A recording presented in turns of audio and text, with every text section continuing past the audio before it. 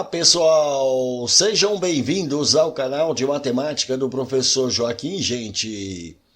Moçada, eu sou o professor Joaquim e vou continuar aqui resolvendo a prova de matemática do concurso de nível médio para técnico previdenciário do Instituto de Previdência de Peruíbe, que aconteceu no dia 7 de agosto desse ano. Nesse vídeo, eu vou resolver a questão 22, que tratou de máximo divisor comum. Bora lá? Em um escritório há duas pilhas de processos, uma delas com 64 processos trabalhistas e a outra com 44 processos civis.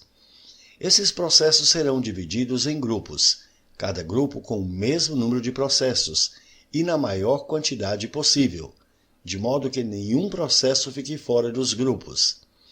Sabendo que cada grupo só poderá ter processos de um mesmo tipo, então a diferença entre o número de grupos com processos trabalhistas e o número de grupos com processos civis é qual desses daqui? Bom, pessoal, vamos tomar as informações aqui. O texto está dizendo que nesse escritório nós temos duas pilhas de processos. Uma delas que tem processos trabalhistas e outra que tem processos civis. Então, vou marcar aqui, processos trabalhistas e processos civis. Ele informou que a quantidade de processos trabalhistas são 64 e a quantidade de processos civis são 44. Mas o texto também informa para a gente que esses processos serão divididos em grupos, cada grupo deve ter o mesmo número de processos e na maior quantidade possível e de maneira que nenhum processo fique fora dos grupos. Então nós precisamos pegar essa quantidade de processos trabalhistas, que são 64, a quantidade de processos civis, que são 44, e a gente precisa dividir isso aqui em grupos. Mas repare que ela está informando que cada grupo precisa ter a mesma quantidade de processos. Então nós vamos pegar 64 e 44 e dividir aqui por uma quantidade de grupos com o mesmo número X de processos em cada grupo. Mas repare, ele está informando para a gente de maneira que nenhum processo fique fora dos grupos. Então, ao dividir 64 por x aqui, essa divisão precisa ser exata, ou seja, o resto tem que ser zero. Ao dividir 44 por x aqui, essa divisão também precisa ser exata, ou seja, o resto é zero. Se essa divisão é exata, significa que esse número x que a gente colocou aqui, ele é divisor. E repare que ele é o divisor tanto para o 64 quanto para o 44, porque é o mesmo número x aqui. Portanto, esse divisor é um divisor comum. E ele informou ainda que essa quantidade de processos tem que ser a maior quantidade possível. Então, esse número x aqui precisa ser o maior número possível. Como ele é um número que é divisor, esse número que é o maior número possível deve ser o maior divisor comum.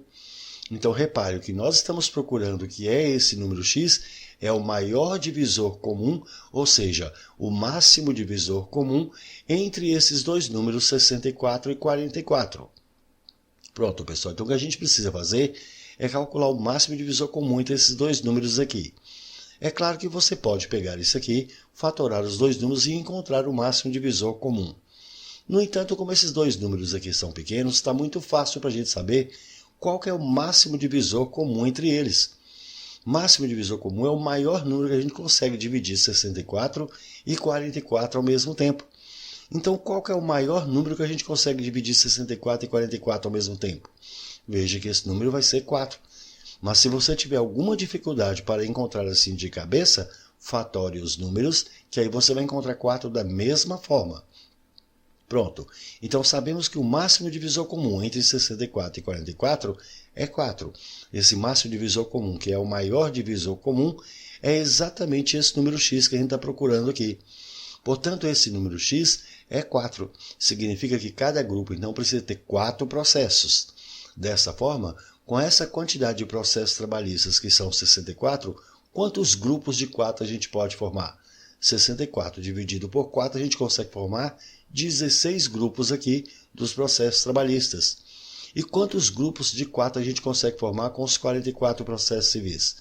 44 dividido por 4, a gente consegue formar 11 grupos. Mas a questão é que a gente calcule a diferença entre o número de grupos com processos trabalhistas e o número de grupos com processos civis. Então é só a gente pegar aqui 16 e subtrair 11. E 16 menos 11 vai dar 5. E 5 a gente encontra aqui na letra B.